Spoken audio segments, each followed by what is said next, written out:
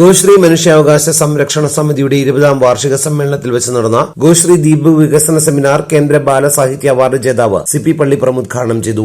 വളരെ വൈകിയാണെങ്കിലും 2004 ഇത് തുറന്നപ്പോ വൈപ്പിൻ നിവാസികളുടെ ഒരു പ്രത്യാശ എന്തായിരുന്നു അറിയാമോ? നമുക്ക് ഓടി ഇവിടേക്ക് ചെല്ലാം, നഗരത്തിലേക്ക് നമുക്ക് പെട്ടെന്ന് ഓടിച്ചെല്ലാം എന്നുള്ളൊരു ധാരണയായിരുന്നു. നടന്നില്ല.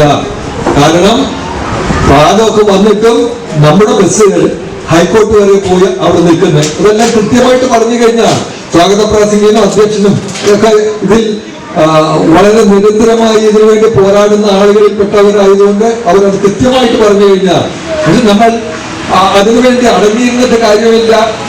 അപ്പൊ പല പ്രസ്ഥാനങ്ങൾ ഗോശ്രീ മനുഷ്യാവകാശ സംരക്ഷണ സമിതിയും ഫ്രാഗും അതേപോലെയുള്ള മറ്റു പല സ്ഥാനങ്ങളും മുൻകൈ എടുത്തിട്ടാണ് നമ്മൾ സമര പോരാട്ടം നടത്തിയതിന്റെ ഫലമായി നമ്മൾ പത്രത്തിലൊക്കെ കണ്ടതനുസരിച്ച് നാളെ തന്നെ നമ്മുടെ ബസ്സുകളെല്ലാം അവിടെ എത്തുമെന്നായിരുന്നു നമ്മുടെ ഒരു പ്രത്യാശ.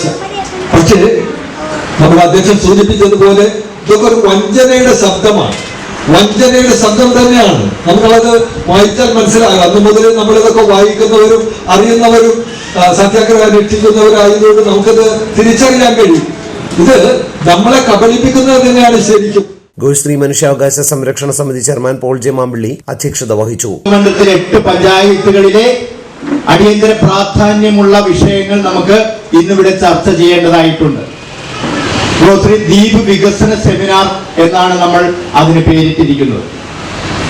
അത് വിശദമായി അടങ്ങിയ ഒരു ലഘുലേഖ നമ്മുടെ കയ്യിലുണ്ട്. അതിനെ ബേസ് ചെയ്ത് നമുക്കിവിടെ ചർച്ച നടത്തണം. എന്നിട്ട് അതിൽ ഉരുത്തിരിയുന്ന വിഷയങ്ങളെല്ലാം ഉൾപ്പെടുത്തിക്കൊണ്ട് നമുക്ക് നമ്മുടെ MLA, MP ഇവർക്കൊക്കെ കൊടുക്കണം. കുറെ കാര്യങ്ങളൊക്കെ ഗോശ്രീ മനുഷ്യാവകാശ സംരക്ഷണ സമിതിയുടെ നിരന്തരമായ പരിശ്രമം മൂലം നിങ്ങളുടെയൊക്കെ പിന്തുണ മൂലം നടപ്പാക്കാൻ നമുക്ക് സാധിച്ചിട്ടുണ്ട്. ഗോശ്രീ ബസ്സുകളുടെ നഗരപ്രവേശനം എന്ന് പറയുമ്പോൾ അത് ഇന്നും എന്നെ സംബന്ധിച്ച് പൂർണ്ണമല്ല. നമുക്കറിയാം 145ഓളം ബസ്സുകൾ ഓടുന്ന വൈപ്പിൻ ഈ ഗോശ്രീ പാലം വഴി പോകുന്ന ഈ ദ്വീപ് സമൂഹത്തിൽ അതിൽ നിന്ന് ഇപ്പോൾ 23 ബസ്സുകൾക്കാണ് RTO പെർമിറ്റ് അനുവദിച്ചിട്ടുള്ളത്. അത് തന്നെ നിലവിൽ ഓടിക്കൊണ്ടിരിക്കുന്ന ബസ്സുകൾക്കല്ല. ആ വേരിയേഷൻ 4 ബസ്സുകൾക്ക് മാത്രമേ ഉള്ളൂ. ബാക്കിയെല്ലാം പുതിയ ബസ്സുകൾക്കാണ്. മുനമ്പം, പറവൂര്, കൊടുങ്ങല്ലൂർ എന്നൊക്കെ വരുന്ന ബസ്സുകൾക്ക് നഗരപ്രവേശനം ഇല്ല. 25 കിലോമീറ്റർ ദൂരത്തിലേക്ക് നഗരത്തിലേക്ക് പ്രവേശിക്കാവൂ.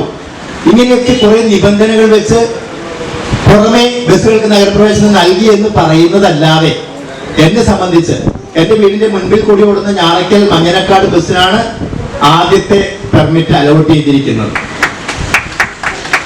ആ ബസ് 5:12 ഇന്നലെ മിനിയാന്ന് 12-ാം തീയതി കളക്ടറേറ്റിൽ ടൈം ഷെഡ്യൂൾ കറക്റ്റ് ചെയ്തു RTO. അപ്പോൾ അവരെ ഹിയറിംഗിന് വിളിച്ചിട്ടുണ്ടായിരുന്നു. 5:12 മഞ്ഞനക്കാട് നിന്ന് പുറപ്പെട്ട് വൈറ്റില അപ്പിലേക്കാണ് മഞ്ഞനക്കാട് നിന്ന് ഓടുന്ന ബസ്.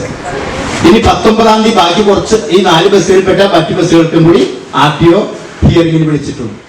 വൈപ്പിൻ നിയോജക മണ്ഡലത്തിലെ 8 പഞ്ചായത്തുകളിൽ അടിയന്തര പ്രാധാന്യം നൽകി നടത്തേണ്ടതായ വിഷയങ്ങളിൽ വിശദമായ ചർച്ചകൾ നടന്നു. ഗോശ്രീ ബസ്സുകൾക്ക് ഭാഗിക നഗരപ്രവേശനം അനുവദിച്ചെങ്കിലും 25 കിലോമീറ്റർ എന്ന ദൂരപരിധി മാറ്റി നാറ്റ്പാക്ക് നിർദ്ദേശമനുസരിച്ച് ആദ്യപടിയായി 70 ബസ്സുകൾക്ക് നഗരപ്രവേശനം അനുവദിക്കുക. പൂക്കാട് നിന്നും വല്ലാർപാടം കണ്ടെയ്നർ റോഡ് പാലം, തിരുവനന്തപുരത്തു നിന്നും കാസർഗോഡ് വരെയുള്ള തീരദേശ ഹൈവേ, ബോൾഗാട്ടിയിൽ സമാന്തര പാലം, അഴീക്കോട് മുനമ്പം പാലം പൂർത്തിയായി കഴിഞ്ഞാൽ ഉണ്ടാകാവുന്ന വാഹനത്തിരക്ക് പരിഹരിക്കുവാൻ തീരദേശ കായലോര പാത നിർമ്മാണം വേഗത്തിലാക്കുക, വൈപ്പിൻ താലൂക്ക് സ്ഥാപിക്കുക, ഞാറക്കൽ മിനി സിവിൽ സ്റ്റേഷൻ നിർമ്മിക്കുക, KSRTC സബ് ഡിപ്പോ സ്ഥാപിക്കുക, റോറോ ജങ്കാർ കാര്യക്ഷമമായി സർവീസ് നടത്തുക, 11 കോടിയോളം രൂപ മുതൽ മുടക്കി പണിതീർത്ത ഞാറക്കൽ മുരുക്കുംപാടം ശുദ്ധജല സംഭരണികൾ പമ്പിംഗ് ആരംഭിക്കുക തുടങ്ങിയ വിഷയങ്ങൾ അടങ്ങിയ മെമ്മോറാണ്ടം MPക്കും MLAക്കും നൽകുവാനും സെമിനാറിൽ അഭിപ്രായപ്പെട്ടു. പ്രതിഭകളെ ആദരിക്കൽ ഫേസ് ഫൗണ്ടേഷൻ പ്രസിഡന്റ് TR ദേവനും വിദ്യാർത്ഥികൾക്ക് ബുക്ക് വിതരണം മജീഷ്യൻ സംസ്ഥാന പ്രസിഡന്റ് ഡോക്ടർ ജോൺ ജെ മാമ്പിളിയും നിർവഹിച്ചു. ചടങ്ങിൽ ജോണി വൈപ്പിൻ, സെബി ഞാറക്കൽ, ടൈറ്റസ് പൂപ്പാട് എന്നിവരുടെ ഗാനാലാപനവും മാന്ത്രിക രത്ന അവാർഡ് ജേതാവ് ജോൺ ജെ മാമ്പിളിയുടെ മാജിക് ഷോയും നടന്നു.